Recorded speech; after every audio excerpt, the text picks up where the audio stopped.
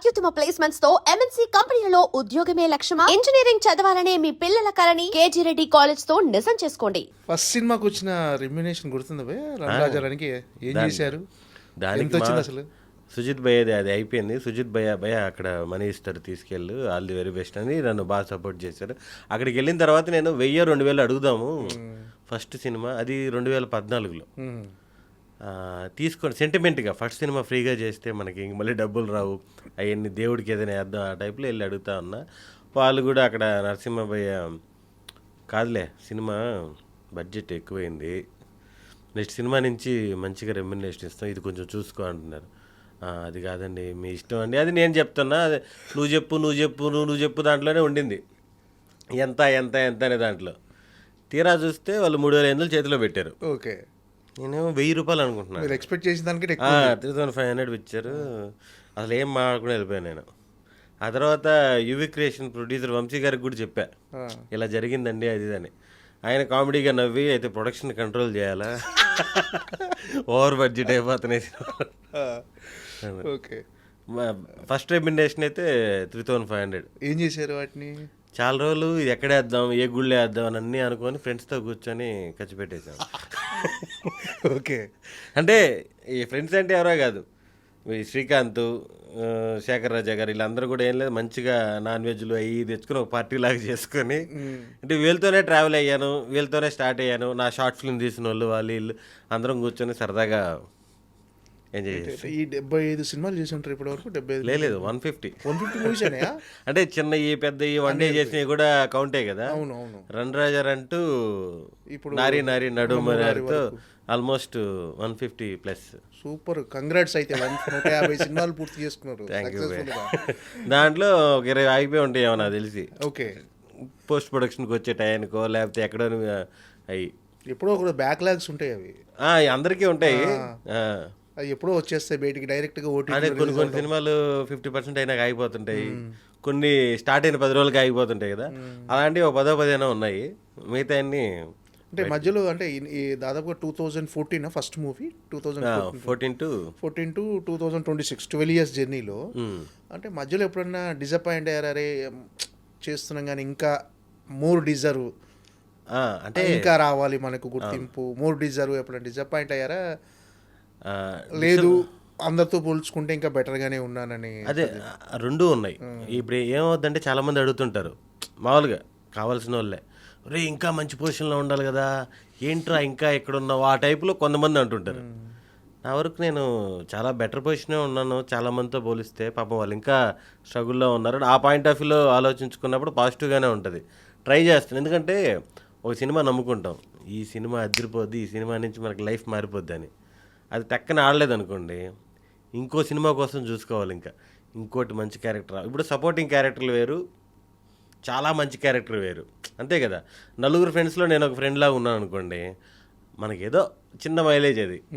అసలుకి సినిమాలో ఒక కీలకమైన రోలు వీడు వచ్చినప్పుడు అద్దరిపోయిందిరా కామెడీ అంటే అది మనల్ని నెక్స్ట్ లెవెల్కి తీసుకెళ్ళిపోద్ది. ఇంకా బెటర్ క్యారెక్టర్లు వస్తాయి, దానికోసం ఎప్పుడు వెయిటింగే. నేనేంటి ఆల్రెడీ స్టార్ కామెడియన్స్ కూడా వెయిటింగే. ఇప్పుడు మనకి స్టార్ కామెడియన్లు కూడా ఒక సినిమాలో విపరీతంగా నవ్విపించారంటే వాళ్ళకి మళ్ళీ అంత స్కోప్ ఉన్న క్యారెక్టర్ రావడానికి ఇంకా 1 year 2 years పడుతుంది, అంతే కదా. బ్యాక్ టు బ్యాక్ అదిరిపోయే క్యారెక్టర్లు రావు, అది అదృష్టం అంతే. ఓకే, ఏంటంటే అంటే మీకు అలాంటి క్యారెక్టర్ పడలేదు అనుకుంటున్నారు ఇప్పటి వరకు 150 సినిమాల్లో? లేదు పడ్డాయి కాబట్టి 150 సినిమాలు జరిగాయి, అది 100%. అంటే నేను ఏ రేంజ్లో ఉన్నానో పక్కన పెడితే కంటిన్యూగా బిజీగా ఉన్నాను, చేసిన అందరి హీరోలతో రిపీట్గా చేస్తున్నాను, డైరెక్టర్తో రిపీట్గా చేస్తున్నాను, ఎంతో కొంత 100% బాగుంది. మనం పైకి చూసుకుంటా పోతే మనం పైకి చూస్తూనే ఉంటాం. ఓకే, ఎప్పుడోసారి తగులుతుంది అంతే. అంటే అంటే నిన్న ఒక ఎగ్జిక్యూటివ్ ప్రొడ్యూసర్ మీ గురించి మాట్లాడుతున్నప్పుడు కూడా విన్నాను, చాలా కంఫర్టబుల్ ఆర్టిస్ట్, అసలు చెప్పిన టైంకి 10 నిమిషాల ముందు అక్కడ ఉంటాడు, అసలు ఏమీ పట్టించుకోడు, హ్యాపీగా తన వర్క్ చేసుకొని వెళ్ళిపోతుంది. అంటే చాలా తక్కువ రేర్ ఆర్టిస్టుల గురించి, అంటే నాకు తెలిసినంత వరకు చాలా తక్కువ మందికి అలాంటి పేరు వస్తుంది, చాలా కంఫర్టబుల్ ఆర్టిస్టు. అంటే ఆ రిలేషన్ అలా మెయింటైన్ చేస్తూ వస్తున్నారు మీరు. సో మీరు సంపాదించుకుంది మీరు అన్నట్టుగా మోర్ డిజర్వ్ కాకపోయినా ఇప్పుడు బిహేవియర్, ఇక్కడ టాలెంట్ కంటే బిహేవియర్ కూడా చాలా ముఖ్యం ఇండస్ట్రీలో. అది ఖచ్చితంగా సుదర్శన్లో ఉందని నేను ప్రత్యక్షంగా విన్నా మాట్లాడితే. Thank you bye. ఏంటంటే నాకు దీని వాల్యూ తెలుసు. సినిమా అవకాశం వాల్యూ నాకు మరీ బాగా తెలుసు. ఎందుకంటే నన్ను ఇప్పటికి కూడా సోషల్ మీడియాలో, ఇన్స్టాగ్రామ్లో కానీ, ఫేస్బుక్లో కానీ అందరూ అడుగుతూనే ఉంటారు, అన్న ఏదైనా ఒక అవకాశం ఇప్పించన్నా, ఇది నాకు నా దగ్గర కథ ఉంది వినిపించి, ఇవన్నీ చాలామంది అడుగుతూ ఉంటారు. కానీ అవకాశం రావడం అనేది చాలా గ్రేట్ కదా, అన్ని రకాలుగా. అవును. నాకు అవకాశం వచ్చింది, దాన్ని నేను ఎక్కడా నెగ్లెక్ట్ చేయకుండా చెప్పిన టైంకి షార్ప్గా, ఇప్పుడు 7:30 అంటే 7:30కి వాళ్ళ కంఫర్టబుల్ టైంలో నేను వెళ్ళి ఎందుకంటే నాకు డబ్బులు ఇస్తున్నారు, నేను ఫ్రీగా వెళ్ళట్లేదు. కాబట్టి చెప్పిన టైంకి వెళ్ళి నా పని నేను చేసుకొని వచ్చేయడం అనేది 100% అయితే ఫాలో అవుతున్నా ప్రస్తుతానికి. అంటే ఇప్పుడు ఉన్న ఇండస్ట్రీలో ఉన్న ఒక కమెడియన్స్లో మీకంటూ ఒక ప్రత్యేక మీ డైలాగ్ డెలివరీ పర్టికులర్గా. సో మీ సుదర్శన్ అంటే నెల్లూరు యాసలో మీరు చెప్పే డైలాగ్ చాలామందికి అట్రాక్ట్ అవుతారు. చాలామంది మీ డైలాగ్ డెలివరీ కూడా చాలా బాగుంటుందని చెప్పేసి అంటుంటారు. అంటే ఆ మాడ్యులేషన్ అలా కంటిన్యూ చేస్తున్నారు ప్రతి సినిమాలో. ఎక్కడైనా మీకు బ్రేక్ చేయాలనిపించింది ఎక్కడైనా అసలు? యాక్చువల్గా ఆ డోస్ తగ్గింది. ఎప్పుడైతే నేను స్టార్టింగ్లో వచ్చినప్పుడు నెల్లూరు స్లాంగ్ ఉందో, నెల్లూరు స్లాంగ్ ఇప్పుడు నేను మాట్లాడేది మీకు తెలుస్తుంది. ఇప్పుడు కడప అనుకోండి, ఇంకొంచెం ఏమి ఎట్టుండవు, కొంచెం లెవెల్ ఎక్కువ ఉంటుంది. ఇప్పుడు ఈస్ట్ వెస్ట్ మీకు తెలుసు, తెలంగాణ వేరే రేంజ్లో ఉంటుంది, చిత్తూరు వేరే రేంజ్లో.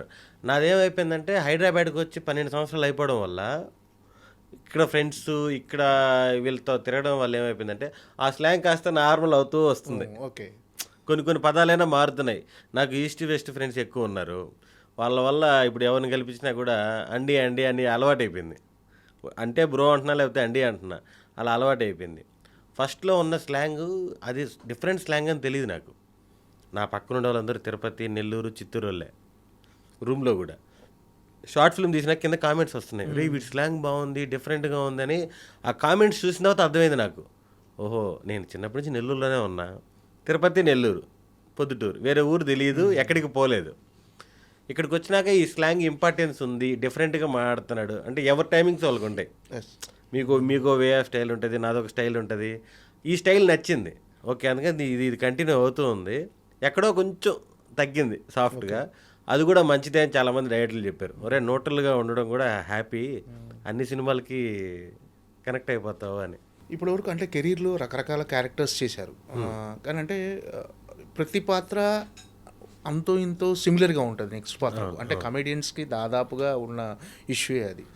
దాన్ని మీరు ఫేస్ చేశారా? మీకు అనిపిస్తుంటుందా అరే అన్నీ ఒకే రకంగా ఉంటున్నాయి ఏదన్నా? ఇప్పుడు మీరు చెప్పినట్టు కమెడియన్స్కి మాకు ఆల్మోస్ట్ బయట ఏదైతే రెగ్యులర్గా రియల్ లైఫ్లో జరుగుతున్నాయో అలాంటి కథలనే తీసుకొచ్చి సినిమాలో పెడుతుంటారు. అలాంటి వాడికి ఫ్రెండ్ క్యారెక్టర్ ఉంటుంది. ఇంకోటి ఏంటంటే ఏజ్ గ్రూప్ ఒకటి. ఈ ఏజ్ గ్రూప్కి ఫస్ట్ ప్రిఫరెన్స్ ఫ్రెండ్ క్యారెక్టర్లు, స్పెషల్ క్యారెక్టర్లు తక్కువ వస్తుంటాయి. వీటిలో సిమిలర్గా అయితే ఉంటాయి, దీంట్లోనే చిన్న డిఫరెన్స్లు ఉంటాయి అంతే. ఊర్లు మారచ్చు, క్యారెక్టర్లు మారచ్చు, ఒక దాంట్లో బ్యాంక్ ఎంప్లాయీ, ఒక దాంట్లో కానిస్టేబుల్, అలా డిఫరెంట్గా. ఓకే.